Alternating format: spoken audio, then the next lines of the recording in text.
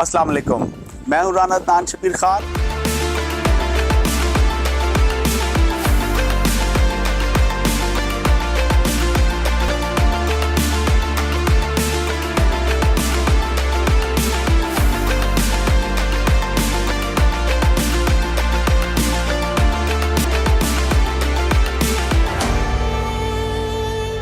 अस्सलाम वालेकुम, मैं हूँ राना तान शबीर खान और आप देख रहे हैं नवाए फिक्र। एक जरदारी सब पे भारी। पाकिस्तान पीपल्स पार्टी के शरीक चेयरमैन आसिफ अली जरदारी ने आज पाकिस्तान के 14th प्रेसिडेंट ऑफ पाकिस्तान का हल्फ उठा लिया। वो पाकिस्तान के पहले सियासतदान हैं जो दूसरी दफा सदर पाकिस्तान बने हैं।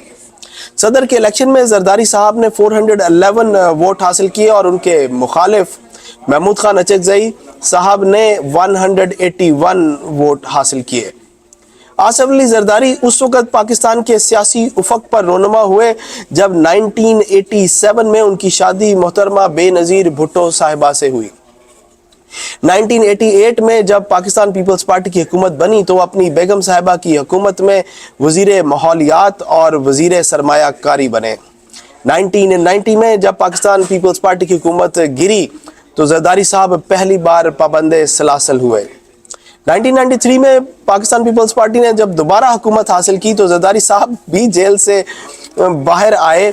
बहरहाल दोबारा 1996 में जब पीपल्स पार्टी की हुकूमत गई तो जरदारी साहब को फिर गिरफ्तार कर लिया गया। जरदारी साहब पर माली बदअनवानी, अगवा और इख्तियारात के नाजायज इस्तेमाल के इल्ज़ामात थे। इसके अलावा उन पर मिस्टर 10% का इल्ज़ाम भी था जो अक्सर उनके मुखालिफ तंजन इस्तेमाल करते हैं। वो पाकिस्तान के सबसे ज़्यादा जेल में वक्त गुजारने वाले सियासतदान हैं और बिलाखिर 2007 में इतना जेल टाइम गुजारने के बाद वो इन तमाम इल्ज़ामात से बाइज़्ज़त बरी भी हो गए। 2007 में जब मोहतरमा बेनज़ीर भुट्टो को शहीद कर दिया गया तो फिर जरदारी साहब ने पाकिस्तान पीपल्स पार्टी की क़यादत अपने नौजवान ज़ेर तालीम बेटे के सुपुर्द कर दी और बिलावल का नाम भी उन्होंने बदल कर बिलावल भुट्टो जरदारी कर दिया और ख़ुद को चेयरपर्सन बना लिया। बहरहाल 2008 में जब पाकिस्तान पीपल्स पार्टी ने मोहतरमा की शहादत के बाद इलेक्शन में कामयाबी हासिल की तो जरदारी साहब 2008 से 2013 तक पाकिस्तान के सदर मुमलिकत रहे। चलते हैं अहमद के पास और उनसे पूछते हैं कि जरदारी साहब की सियासत के बारे में वो क्या पॉइंट ऑफ व्यू रखते हैं। जी अहमद। जी राना साहब, आसिफ अली जरदारी साहब ने हलफ ले लिया आज सदर मुमलिकत का। इलेक्शन वो जीत ही चुके थे। अब बाकी सीटों पे भी देखते हैं कि वो किस तरीके से नून लीग के साथ गवर्नमेंट फॉर्मेशन में अपना रोल प्ले करते हैं। जरदारी साहब पहले भी सदर रहे हैं, उस वक्त माहौल दूसरा था। बेनज़ीर भुट्टो की शहादत हुई थी और शहादत के बाद इनको सदर बनाया गया था पार्टी ने और इन्होंने पाकिस्तान खप्पे का नारा लगाया था कि पाकिस्तान की हिफाजत करनी है, पाकिस्तान को बचाना है।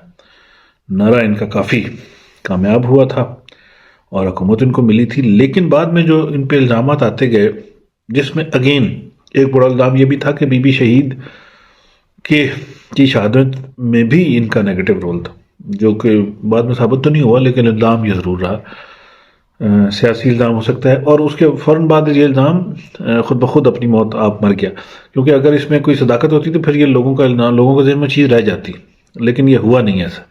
नंबर एक। नंबर दो तीन जरदारी साहब ने चीज़ें बड़ी वाज़ेह तौर पे उस वक्त नेगेटिव की जो इनके गले में आज तक भी पड़ी नहीं। एक तो इन्होंने पाकिस्तान का न्यूक्लियर बयानिया चेंज कर दिया जिस पे इनकी बहुत ज़्यादा मुखालफत भी हुई। नंबर एक। नंबर दो, और भी कुछ ऐसी गलतियाँ कोताहियाँ ज़रूर थी जो उन्होंने, मुझे याद है उस वक्त उन्होंने एक इंटरव्यू दिया था हामिद मीर को जिसमें उन्होंने माना भी कि हाँ मुझसे गलतियाँ हुई हैं।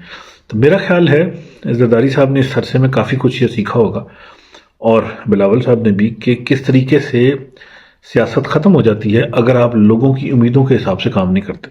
नवाज शरीफ साहब की पार्टी की भी सिचुएशन उन्होंने देख ली और ख़ुद अपनी भी। तो मेरा ख्याल है कि इस दफ़ा जब वो सदर बनेंगे और बिलावल भुट्टो साहब उनके साथ इधर कैबिनेट में होंगे, सिंध की गवर्नमेंट में इनको होगी, अगर इस दफ़ा भी उन्होंने परवाह ना की वोटर्स की, अपने लोगों का भला ना किया, काम ना किए, तो मेरा ख्याल है कि फिर अगली दफ़ा इनको चांस मिलना बहुत मुश्किल हो जाएगा।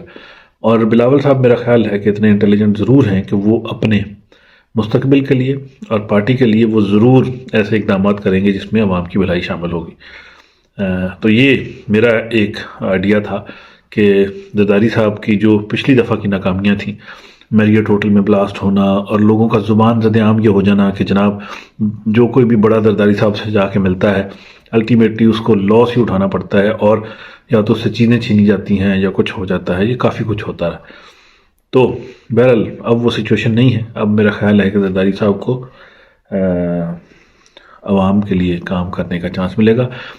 صدر مملکت تو وہ کام نہیں کریں گے، لیکن میرا خیال ہے ایز اے پارٹی لیڈر اور سینئر لیڈر کے طور پہ بلاول بھٹو صاحب بیسک چیزوں کو دیکھ رہے ہیں، تو میرا خیال ہے کہ اس میں ان کی ایک پازیٹیو فیڈ بیک کہ کس طریقے سے ووٹر کو اب پارٹی کے ساتھ ملانا، الائن کرنا اور خوش کرنا ہے، یہ میرا خیال ہے ایک اہم ٹاسک ہوگا زرداری صاحب کے لیے اپنی سیاست کھیلنے کے علاوہ۔ جی رانا صاحب۔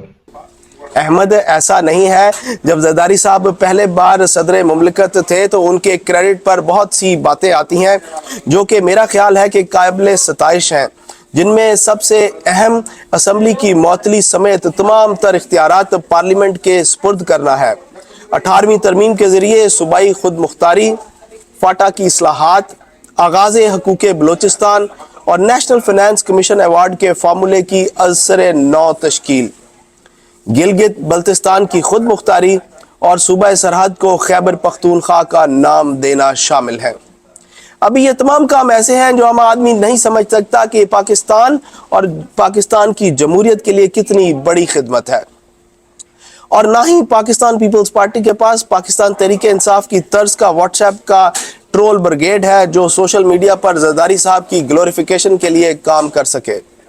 یہ کام اگر عمران خان صاحب نے کیا ہوتا تو پتہ نہیں خان کتنا بڑا مرشد بن جاتا۔ بہرحال پاکستان پیپلز پارٹی اور نون لیگ کی لو ہیٹ ریلیشن شپ کی بھی ایک تاریخ ہے۔ اب دیکھنا یہ ہے کہ یہ ان دونوں کا جو الائنس ہے، جو پی ڈی ایم 2 ہے یا پی ڈی ایم پلس ہے، اس کو جو بھی آپ نام دے دیں، اور یہ جو کولیشن بنا ہے یہ کب تک چلتا ہے، کب تک یہ ایک دوسرے کے ساتھ بیٹھتے ہیں، یہ ڈائریکٹلی پروپورشن ہوگا پاکستان کی ترقی کی جانب، کیونکہ میرا نہیں خیال اس کے علاوہ ان سیاستدانوں کے پاس اور کوئی آپشن ہے کہ پاکستان کو واپس اپنی ترقی کے ٹریک پر ڈال سکیں، معاشی اور سیاسی استحکام پر ڈال سکیں۔ میری دعا ہے کہ اللہ تعالیٰ ان سب کو عقل سلیم عطا فرمائے۔ میں آپ سے اجازت لوں گا، اللہ آپ سب کو آسانیاں نصیب فرمائے اور آسانیاں تقسیم کرنا نصیب فرمائے۔ السلام علیکم۔